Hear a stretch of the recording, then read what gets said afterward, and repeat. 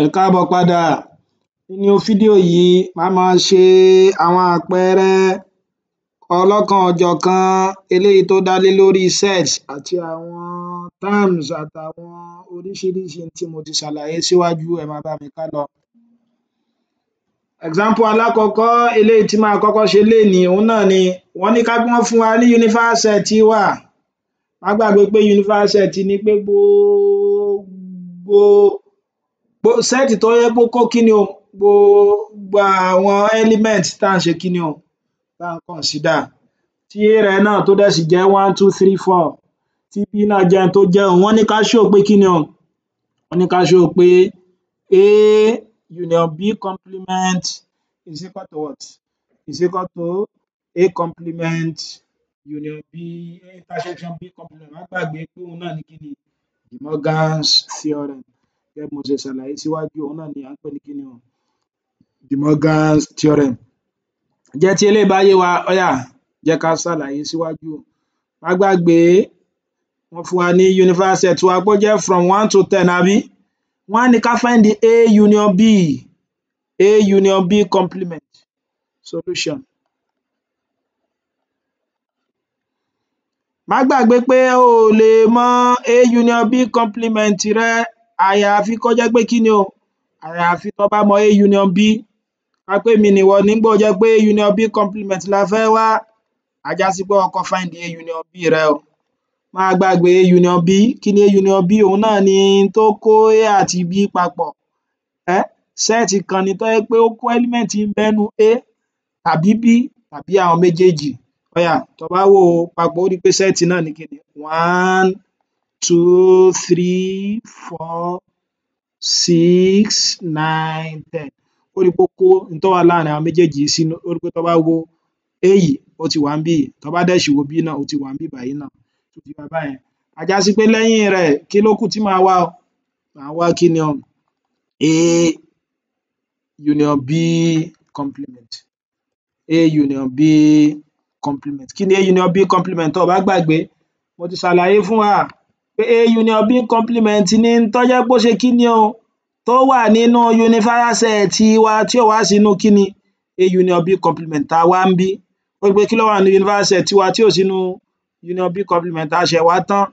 Ó rí pé universal set rẹ̀ ó wá látorí 1 dórí 10. Kí ni àwọn tí ò wá sí níbí? Àwọn náà ni 5 7 8. So 5 7 8. So eléyìí ni kíni, ó rí pé n ta fẹ́ show àti kọ́kọ́ ṣe left hand side wa báyẹn. Àti kọ́kọ́ ṣe left hand side. Sọ pé tí wọ́n bá ní kó show nǹkan kan, á já sí pé tí apá ọ̀tún rẹ n tó wà ní left tó bá ti lọ jẹ́ n tó wà ní right, á já sí pé nítòótọ́ ni o. Ó yá já wá apá sí náà. Ó rí pé kíni tó wà lápá sí òhun náà ni pé kíni A complement intersection B complement. Àbí? Ó kọ́kọ́ wá A complement rẹ. Ó wá B complement náà bákan náà ẹ̀wẹ̀. Tó bá ti wá mọ n tí àwọn méjèèjì tán wá find kíni o, intersection wọn. Ó yá já tẹ̀síwájú. Kí ni A complement mi ó jẹ́ níbí? Má gbàgbé A complement ní kíni o, n tó jẹ́ pé kíni element tó jẹ́ pé ó wà nínú universal set wa which is 1 2 3 4 5 6 7 8 9 10 tí ò sínú tí ò sínú A. Kí ni wọ́n? Ó rí pé òhun ni 3 5 7 8 9. So 3 5 7 8 9. So ti wá báyẹn.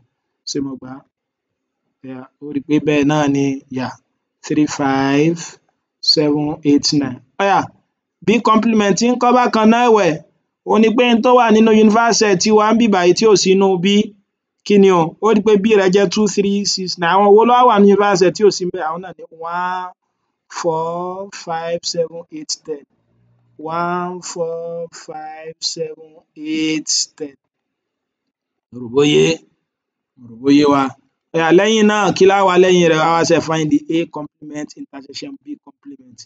That is n tí wọ́n jọ kánkò láàrin kíni o, A complement àti B complement. Kí ni wọ́n jọ kánkò? Ó yá ó rí pé 5 níbẹ̀ ńbí ó tún wà níbí, 7 níbẹ̀ ńbí ó tún wà níbí, 8 níbẹ̀ ńbí ó tún wà níbí. Ó rí pé tó bá wò ó dáadáa, n tó wà lápá ọ̀tún wa ó ṣe déédé pẹ̀lú n tó wà ní kíni o, apá òsì wa. So hence A union B complement is equal to A complement intersection B complement. Eléyìí là ń pè ní kíni o? À ń pè ní De Morgan's theorem. Mo fún ọ ní ìdánrawò ráńpẹ́ láti ṣe ìdàkejì De Morgan's theorem tí ń ṣe kíni o? A intersection B everything complement is equal to A complement union B complement. Ó rí i pé nǹkan kan náà ló get. Ó rí i pé nǹkan kan náà ló get. Ǹjẹ́ tí eléyìí bá yé wa, kí ni àpẹẹrẹ kejì? Níbi àpẹẹrẹ kejì, wọ́n ní tí P mi tó bá jẹ́ 1, 2, 3, 4, 2. Wọ́n ní tí P mi bá jẹ́ 1, 2, 3, 4. So tí Q mi dẹ̀ sì jẹ́ kíni o? Wọ́n ní tí Q mi tó jẹ́ 3, 5, 6. Kí ni wọ́n ní á wà? So wọ́n ní ká wá kíni o? P intersection Q. Kí ni P intersection Q? Òun náà ni tí P àti ní tí wọ́n jọ kánkò rẹ̀. Kí ni wọ́n jọ kánkò rẹ̀? Ó rí i pé 3 lásán ni. Eléyìí kò le rárá. Eléyìí kò le rárá. Já lọ sí example question ẹlẹ́ẹ̀kejì. Wọ́n ní ká find the P union Q náà. Kí ni P union Q? Òun náà ni tó jẹ́ pé kíni o? In tó wà nínú P tó sì tún wà nínú Q. Ṣó ti yé? Tàbí tó wà nínú àwọn méjèèjì. Tó bá kọ wọ́n papọ̀, tó bá kó àwọn méjèèjì papọ̀, ó rí i pé á ní 1, 2, 3, 4, 5, 6. Jù báhun lọ. Kí ni nǹkan mìíràn tí wọ́n fẹ́ ká wá? Wọ́n fẹ́ ká wá kíni o? P intersection Q union Q. P intersection Q union Q. Ṣé mọ̀ pé P intersection Q ni àbí? Union Q ni pé kó ṣe kíni o? Kó marry àwọn méjèèjì yìí papọ̀. Kó wá kó kọ gbogbo ohun tó wà ní inú àwọn méjèèjì papọ̀ nígbà tó jẹ́ pé union ni. Àbí kí ni tó wà ńbẹ̀ ó jẹ́ o? So òun náà ni kíni o? 3, 5, 6. Òun náà ni kíni o? Òun náà ni 3, 5, 6. Òun náà ni 3, 5, 6. Ǹjẹ́ tí eléyìí bá yé wa, tó bá tẹ̀síwájú ńkọ́? So èyí tí ń ṣe ẹlẹ́ẹ̀kẹta àbí ẹlẹ́ẹ̀kẹrin, a ní P union Q intersection P. P union Q intersection P. Kí lòun túmọ̀ sí pé ká wá o? P union Q, ṣé mọ̀ pé P union Q wà ní àbí? Wọ́n ní ká ṣe kíni o? Ká wá in tó kánkò láàrin méjèèjì. So in tó kánkò ní àárín méjèèjì. Kí ni tó kánkò ńbẹ̀ o? Ó rí i pé kí ni in tó kánkò ńbẹ̀ lásán, òun náà ni kíni? Òun náà ni 3. Eléyìí kò jù báyìí lọ. So òun náà ni 3. Ǹjẹ́ tí eléyìí bá yé wa? Ǹjẹ́ tí eléyìí bá yé wa? Láti tẹ̀síwájú, ṣe ṣàṣìṣe o. P union Q. Má bínú o, ọ̀tọ̀ ni tí mo ṣe. P union Q mi rèé 1, 2, 3, 4, 5, 6. Intersection P òun leléyìí, méjèèjì lọ papọ̀. Ṣó ti yé? Kí ni wá ni tó kánkò láàrin wọn? Òun náà ni kíni? 1 àbí? 2, 3, 4. So òun náà ni 1, 2, 3, 4. Ǹjẹ́ tí eléyìí bá yé wa, ẹ jẹ́ n fún wa ní àpẹẹrẹ mìíràn but téléyìí jẹ́ kíni o? Lórí set builder notation. Wọ́n ní the universal set is the set of all integers. That is, tí universal set mi tó bá jẹ́ set of all integers. Má gbàgbé kí ni set of all integers? In tó kó negative sínú. Ṣó ti yé báhun? Positive àti kíni o? Àti àtòdo. Ṣó ti yé báhun? In tí universal set wá jẹ́ nìyẹn, set of integers àbí? So wọ́n ní P mi wá jẹ́ kíni o? Wọ́n ní P jẹ́ x. Ṣùgbọ́n x yẹn ó kéré sí 0. Ṣó ti yé báhun? X is less or equal to 0. Àbí kó jẹ́ 0. Á já sí pé ibo ló ti bẹ̀rẹ̀? Láti ibi tó bá ẹ̀rù kó ti bẹ̀rẹ̀. So -5, -4, -3, -2, -1, 0. Á kọ 0 sí o. Kí ló dé tá fi kọ́ sí? Torí less or equal to bẹ̀. Ká pé kò sí equal to ńbẹ̀, á já sí pé orí ibo ló ti dúró? Orí -1. Ó rí i pé Q rẹ̀ wọ́n ti fún wa ní tóun ó jẹ. Ẹ má bínú, ṣé dandan ni kéèyàn bẹ̀rẹ̀ látorí -5 ni? O lè má bẹ̀rẹ̀ látorí -5, o lè bẹ̀rẹ̀ látorí -3. Ṣá ti kán point mẹ́ta iwájú òun sí. Then témi fi bẹ̀rẹ̀ ńbẹ̀ òun náà ni pé kíni o? Kó kó lè bá a lè jọ q ṣùgbọ́n ti fún wa ní tọ́jọ́ ọmọ q tẹ́lẹ̀ á já sí pé q mi náà jẹ́ -5 -3 -1 1 3 5 so ti yé mi báyìí so r mi náà bákan náà ẹ̀wẹ̀ kí lòun náà jẹ́ o òun ni pé x ni o ṣùgbọ́n x òun ó ṣe déédéé -2 tàbí kó kéré sí ó dẹ̀ kò tó 7 yóò máa jẹ́ -2 -1 0 1 2 3 4 5 6 7 3 set builder notation ló kàn gbọ́dọ̀ mọ inequality tó wà nínú láti fi ṣe óyá ìgbà tá a ti mọ báyẹn óyá jẹ́ á mọ bá iṣẹ́ wa lọ ó di pé kí ni nǹkan alákọ̀ọ́kọ́ tí wọ́n ní á kọ́kọ́ wà nǹkan alákọ̀ọ́kọ́ tí wọ́n ní á kọ́kọ́ wà òun náà ni kí ni o q intersection r q intersection r q intersection r ni pé tó kánkó láàrin q àti r óyá ó rí i pé r wá bí báyìí -2 lòun ti bẹ̀rẹ̀ àbí so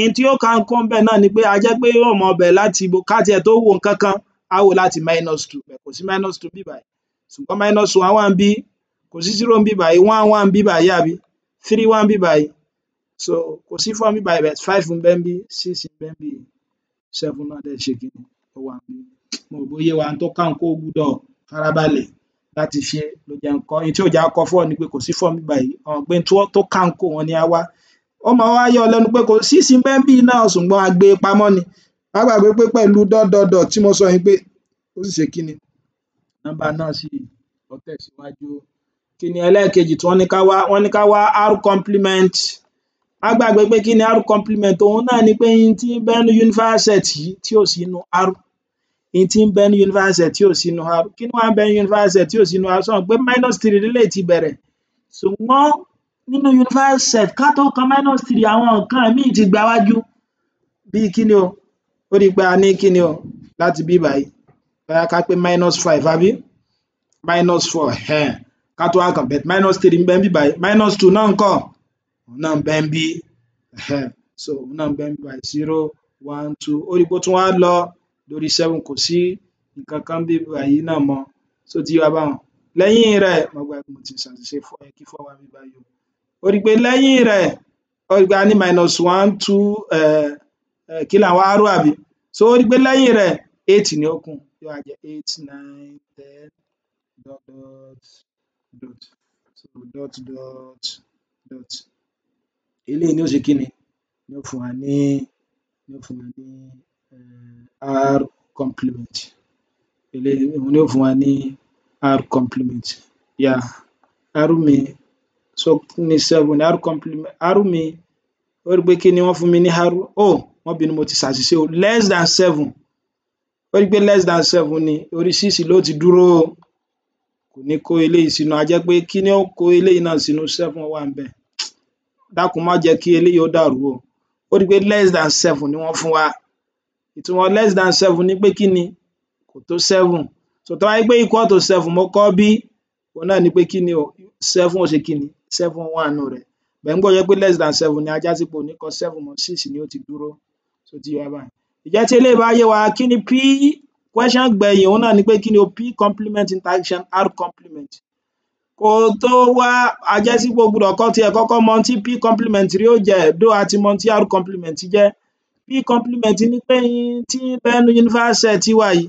tí ò sínú kí ni o tí ò sínú p óyá àwọn wo ni ó rí i pé wọ́n jọ bẹ̀rẹ̀ níbì kankan náà bẹ̀ tó bá wò ó ibi tí wọ́n ti jọ yapa síra wọn òun náà ni kí ni o láti orí 1 ó rí i pé 0 eléyìí ti pin eléyìí dẹ̀ sì tún tẹ̀síwájú a já sí pé ó kọ pé kí ni o yóò máa jẹ́ kí ni 1 2 3 4 5 débi tó rí kó dé so lẹ́yìn rẹ̀ wọ́n á ní kó ṣẹ̀ ṣe kí ni á wá ṣẹ̀ wá kí ni o p complement interaction r complement that is in tó kánkó níbi p complement àti r complement kí ni tó kánkó eléyìí ni 1 àti bẹ̀rẹ̀ 1 àti eléyìí ti bẹ̀rẹ̀ eléyìí bẹ̀rẹ̀ láti negative kọ̀ọ̀kan a já sí pé ó wo bí báyìí àti bó leléyìí dẹ̀ sì jọra wọn àti orí 7 a já sí pé eléyìí ó máa jẹ́ 7 orí 7 wà níbí báyìí náà àbí 8 wà níbí 9 10 débi tó rí kó dé ǹjẹ́ eléyìí ni bó ṣe máa ṣe irú àwọn ìṣòro báyìí sórí pé àti ṣe náà ni pé kó kọ́kọ́ mọ ohun tó jẹ́ element kọ̀ọ̀kan kó mo ṣẹ̀ wá ṣe kíni o, mo ṣẹ̀ lo gbogbo àwọn eléyìí tá a ti ṣàlàyé síwájú. Ǹjẹ́ tí eléyìí bá ti yé ọ, mò ń rọ̀ ọ́ láti láìkì fídíò yìí, share rẹ̀ kó dẹ̀ bá mi sọ fáwọn akẹgbẹ́ rẹ káwọn náà ṣe bẹ́ẹ̀ pẹ̀lú. Títí tí màá fi pàdé rẹ nínú fídíò tó ń bọ̀, o ṣeun.